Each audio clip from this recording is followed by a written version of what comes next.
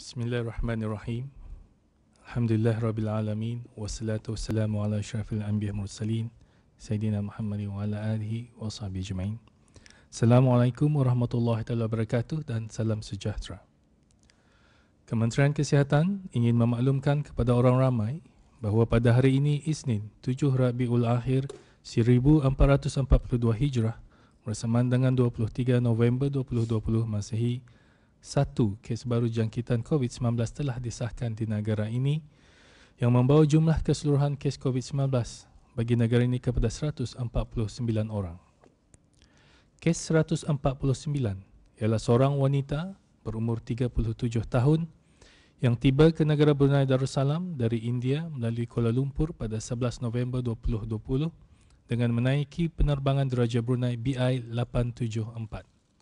Beliau tidak mempunyai sebarang tanda-tanda jangkitan dan pada masa ini berada di pusat pengasingan kebangsaan bagi pemantauan dan rawatan.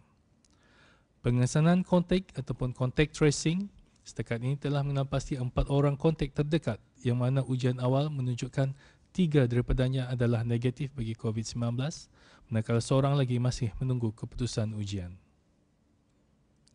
Dengan pengesanan kes terbaru ini, sebanyak 8 kes import telah disahkan sejak jangkitan tempatan terakhir dilaporkan pada 6 Mei 2020, yang mana dengan ini negara Brunei Darussalam telah mencatatkan 201 hari tanpa kes jangkitan COVID-19. Dalam pada itu, daripada jumlah keseluruhan kes COVID-19 di negara ini, seramai 145 kes telah disahkan sembuh. Pada hari ini, seramai 570 orang yang sedang menjalani pengasingan diri mandatory di pusat-pusat pemantauan yang telah ditetapkan oleh kerajaan, iaitu mereka yang baru tiba ke negara ini setelah melanjutkan perjalanan dari luar negara. Setakat ini, seramai 8,270 orang telah menamatkan pengasingan diri mandatory di kemudahan-kemudahan berkenaan. Dalam tempoh 24 jam yang lalu, sebanyak 151 sampel telah diuji bagi virus SARS-CoV-2 yang membawa jumlah keseluruhan ujian makmal dijalankan sejak Januari 2020 kepada 75,632 ujian. Kementerian Kesihatan ingin mengingatkan orang ramai untuk mengamalkan tanggungjawab sosial masing-masing dengan mengamalkan kebersihan diri, etika bersin yang betul, digalakkan memakai sungkup muka ataupun face mask apabila berada di tempat-tempat awam yang penuh sesak, dan jika merasa kurang sihat untuk tidak menghadirkan diri ke tempat-tempat awam dan majlis-majlis keramaian.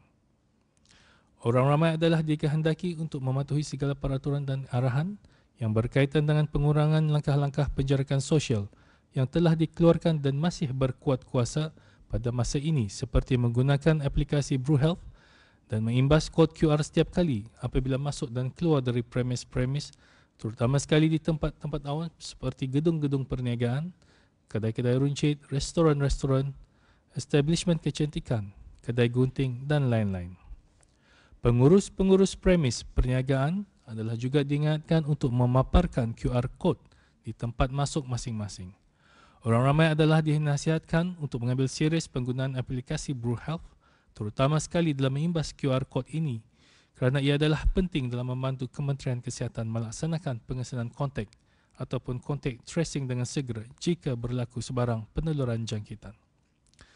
Sesiapa yang didapati melanggar ataupun ingkar akan mana-mana arahan yang telah dikeluarkan semasa pandemik COVID-19 ini, maka ianya adalah menjadi satu kesalahan di bawah Akta Penyakit Berjangkit Penggal 204, yang mana jika didapati bersalah boleh dikenakan denda kompaun sehingga RM5,000 atau boleh didakwa ke mahkamah yang membawa denda sehingga RM10,000 ataupun penjara sehingga tempoh 6 bulan ataupun kedua-duanya sekali. Kementerian ini tidak akan teragak-agak untuk mengambil tindakan undang-undang terhadap sesiapa yang tidak mematuhi arahan-arahan yang telah dikeluarkan. Sejak tindakan undang-undang mula dikuatkuasakan bagi arahan-arahan yang telah dikeluarkan semasa pandemik COVID-19 ini pada bulan Jun 2020 yang lalu sehingga sekarang, sebanyak 2,020 premis perniagaan telah diperiksa di seluruh negara, di mana 649 kesalahan telah didapati dan dikenakan denda kompaun. Kesalahan yang sering didapati ialah pengendali makanan tidak memakai sungkup muka semasa waktu bekerja.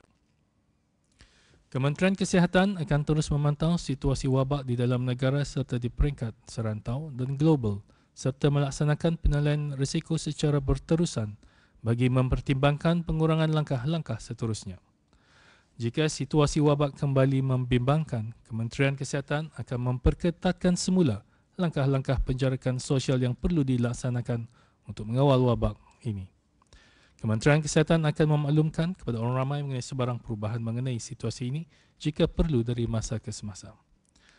Untuk maklumat lanjut dan perkembangan terkini, orang ramai bolehlah melayari laman web Kementerian Kesihatan iaitu www.moh.gov.bn atau menghubungi talian nasihat kesihatan 148 atau melalui aplikasi BruHealth. Sekian, terima kasih.